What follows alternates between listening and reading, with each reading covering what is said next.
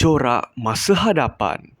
Berdasarkan laporan dari Blueprint UNICEF Malaysia, jumlah murid yang disarankan di dalam kelas adalah berada di dalam lingkungan maksimum 20 murid bagi seorang guru.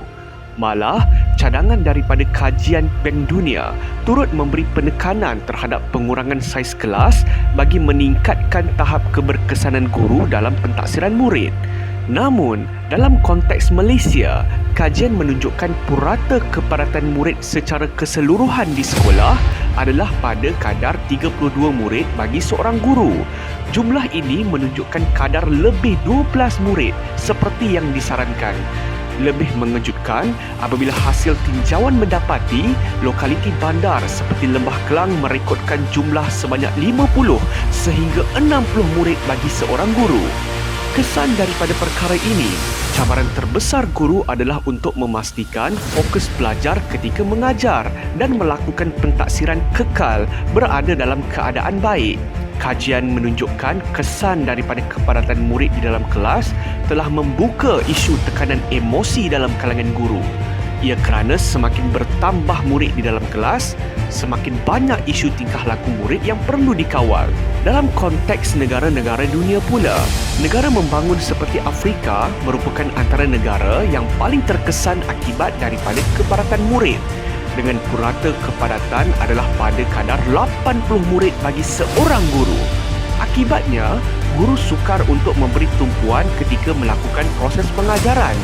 Kesan terhadap pentaksiran murid, statistik menunjukkan separuh daripada populasi murid di Afrika tidak boleh membaca. Perkara ini lebih parah apabila keperluan asas seperti pembelajaran dan buku teks adalah tidak mencukupi untuk disalurkan kepada semua murid. Justru, apakah cadangan daripada isu ini? Pertama, pengecilan saiz kelas.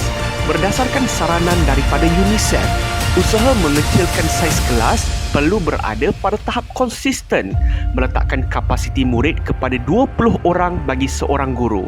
Perkara ini boleh dilakukan dengan menambah aras sekolah maksimum 3 atau 4 tingkat. Malah, pembinaan lebih banyak sekolah baru turut merupakan langkah yang baik bagi mengatasi isu kepadatan murid. Dalam Belanjawan 2024 yang dibentangkan oleh Perdana Menteri Datuk Seri Anwar Ibrahim pada 13 Oktober 2023, sebanyak 2.5 bilion ringgit diperuntukkan bagi membina sebanyak 26 sekolah baru di beberapa lokaliti seperti Perak, Sabah, Sarawak, Pahang dan Kelantan. Kedua, model penggiliran sesi persekolahan. Model penggiliran sesi persekolahan turut mendepani isu kepadatan murid. Model ini digunakan dengan meluas pada tahun 2020, iaitu ketika Malaysia berada di fasa pandemik COVID-19. Selain itu, model penggiliran ini turut digunakan di kebanyakan sekolah dengan mensegregasi murid mengikut dua sesi, iaitu sesi pagi dan sesi petang. Ketiga, gabungan murid dalam satu kelas yang besar. Gabungan murid di dalam satu kelas besar seperti dewan membantu pentaksiran dijalankan dengan lebih mudah. Menggabungkan 2 sehingga 3 kelas bagi meningkatkan rasio guru untuk memantau tahap pembelajaran murid. Keempat, kepelbagaian pentaksiran murid. Dalam suasana yang sesak, sukar bagi guru untuk memberi penilaian individu kepada setiap pelajar.